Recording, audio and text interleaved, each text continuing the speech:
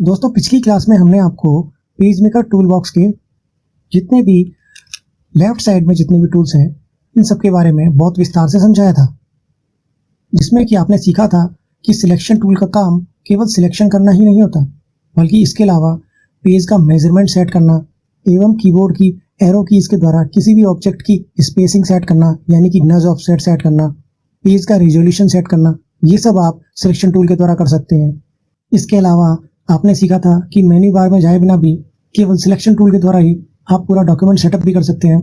इसके अलावा आपने सीखा था कि लाइन टूल के द्वारा आप स्ट्रोक्स की सारी प्रॉपर्टीज चेंज कर सकते हैं, और यदि आउटलाइन के साथ ही आपको ऑब्जेक्ट की फिलिंग प्रॉपर्टीज भी चेंज करनी है तो उसके लिए आप इलिप्स टूल का प्रयोग करते हैं। ये सब आपने पिछली क्लास में बहुत विस्तार से सीखा था। अगर आपने वो क्लास नहीं देखी है तो कृपया डिस्क्रिप्शन में लिख दिया है, उसमें जाकर आप वो देख सकते हैं और सीख सकते हैं। दोस्तों आज की क्लास में हम पेज मेकर टूल बॉक्स के राइट साइड में जितने भी टूल्स हैं इनके बारे में विस्तार से सीखेंगे। तो आइए शुरू करते हैं।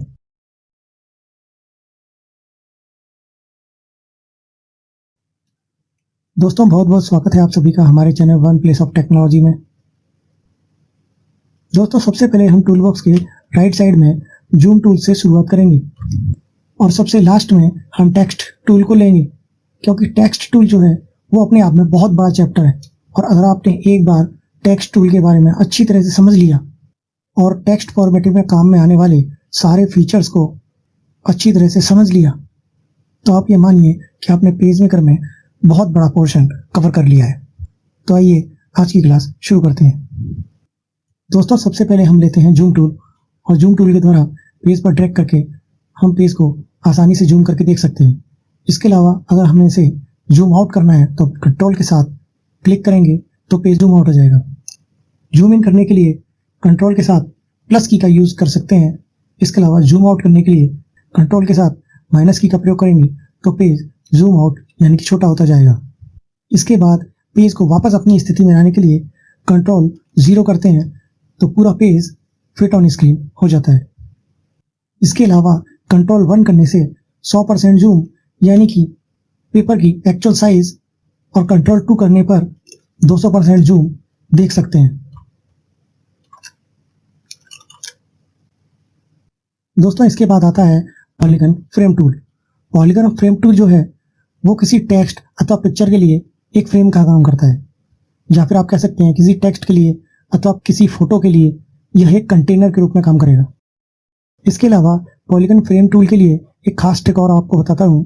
मान लीजिए आपने एक पॉलीगन बनाया हुआ है और उसे पॉलीगन फ्रेम टूल में आपको कन्वर्ट करना है, तो आप इसके लिए control plus alt plus shift तीनों मॉडिफायर की दबाएंगे और साथ में F प्रेस करेंगे। जैसे ही आप फ्रेम टूल बनाने के लिए F प्रेस करेंगे इन तीनों कीज के साथ, तो आपका जो पॉलीगन है वो पॉलीगन फ्रेम टूल में कन्वर्ट हो जाएगा। इसी तरह से आपको इस फ्रेम को हटाना है तो आपको तीनों मॉडिफायर कीज के साथ कंट्रोल अल्ट शिफ्ट के साथ वापस F प्रेस करना होगा, तो पॉलीगन फ्रेम टूल वापस पॉलीगन टूल में बदल जाएगा। इस तरह से हम एक साधारण पॉलीगन को पॉलीगन फ्रेम टूल में और पॉलीगन फ्रेम टूल को वापस पॉलीगन टूल में कन्वर्ट कर सकते हैं। यही चीज़ इलिप्स टूल और रेक्टेंगल टूल के लिए भी लागू होती है। इनको भी आप कंट्रोल अल्ट शिफ्ट तीनों कीज के साथ F दबाकर इलिप्स फ्रेम टूल और रेक्टेंगल फ्रेम टूल में कन्वर्ट कर सकते हैं। जैसे कि इलिप्स टूल लिया, इलिप्स टूल लेने के बाद control alt shift F press किया तो ये इलिप्स फ्रेम टूल में कन्वर्ट हो गया। इसी तरह से रेक्टेंगल टूल लिया और control alt shift F press किया तो ये रेक्टेंगल फ्रेम टूल में कन्वर्ट हो गया। और वापस फ्रेमिंग को हटाने के लिए control alt shift F press कर सकते हैं। अब बात करते हैं कि आखिर ये फ्रेम टूल काम करता कैसे है। दोस्तों रेक्टेंगल, इलिप्स और पॉलीगन तीनों प्रकार के फ्रेम्स में काम करने का तरीका एक जैसा ही है, इसलिए हम कोई भी एक टूल्स ले लेते हैं। दोस्तों किसी भी फ्रेम में टेक्स्ट प्लेस करने के 3 तरीके होते हैं।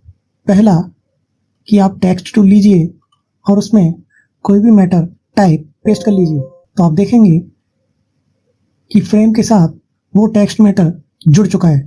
दूसरा तरीका है कि आप कोई भी फ्रेम टूल लीजिए, उस टूल के अंदर कोई भी टेक्स्ट मैटर जो आपको उसमें इंसर्ट कराना है उसको सिलेक्ट कीजिए और उसके बाद शिफ्ट के साथ फ्रेम को सिलेक्ट कीजिए और कंट्रोल F प्रेस कीजिए। कंट्रोल F प्रेस करते ही वो सारा मैटर उस फ्रेम में एडजस्ट हो जाएगा। तीसरा तरीका जो है वो ये है कि आप कोई भी फ्रेम लीजिए, उस फ्रेम के अंदर टेक्स्ट को इंपोर्ट करा लीजिए। इंपोर्ट कराने के लिए आप फाइल मेनू में जाएंगे और प्लेस पर क्लिक करेंगे या फिर कंट्रोल D प्रेस करेंगे। उसके बाद कोई भी टेक्स्ट फाइल ली और उसको इसमें इंपोर्ट करा लेंगे। इंपोर्ट कराते ही टेक्स्ट फाइल का सारा मैटर आपके फ्रेम में प्लेस हो जाएगा। दोस्तों इसी प्रकार से अगर आपको टेक्स्ट को वापस फ्रेम में से एक्सट्रैक्ट करना है तो इसके लिए आपको वापस कंट्रोल F की प्रेस करना होगा। इससे वो टेक्स्ट मैटर फ्रेम से एक्सट्रैक्ट हो जाएगा। और अगर वापस आपको टेक्स्ट को फ्रेम के अंदर फिट करना है तो वापस वही कंट्रोल F की प्रेस करेंगे तो टेक्स्ट मैटर फ्रेम के साथ एडजस्ट हो जाएगा।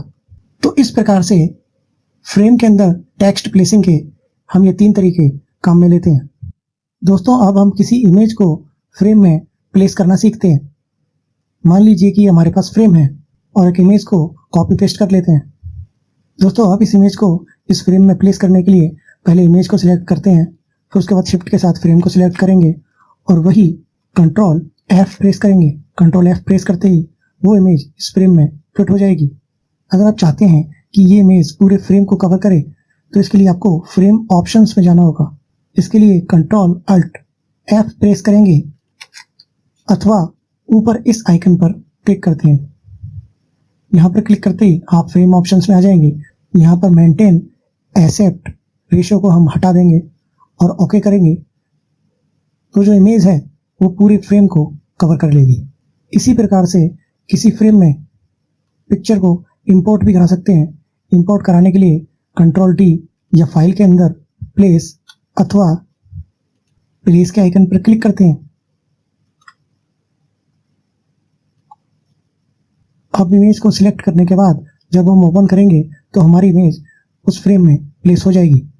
इसके अलावा किसी भी फ्रेम के पैरामीटर हम फ्रेम संबंधी उस टूल पर डबल क्लिक करके भी पहले से सेट भी कर सकते हैं। दोस्तों ये था हमारा फ्रेम टूल। इसके बाद हम सीखते हैं हॉरिजॉन्टल या फिर वर्टिकल लाइन टूल, जिसे कि हम कांस्टेंट लाइन टूल भी कहते हैं।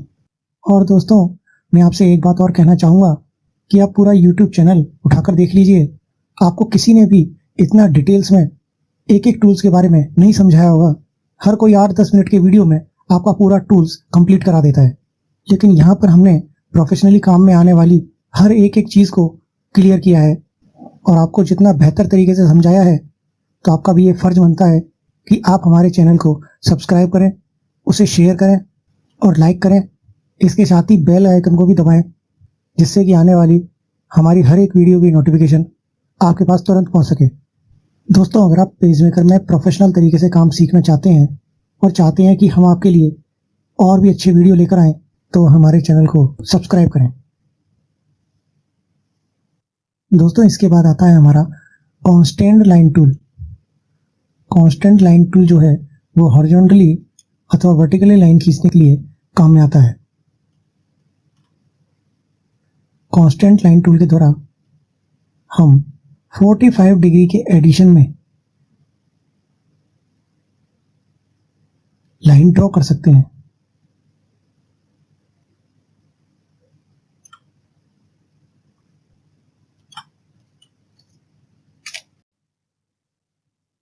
दोस्तों कांस्टेंट लाइन टूल के बाद जो हमारे पास टूल आता है वो आता है क्रॉप टूल।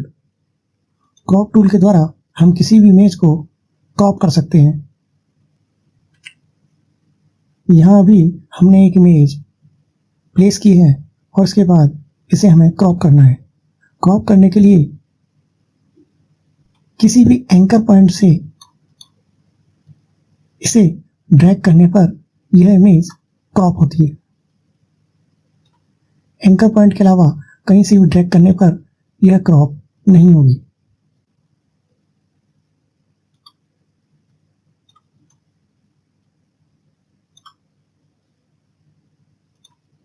दोस्तों इसके बाद जो हमारे पास एक लास्ट टूल बचता है वो है टेक्स्ट टूल।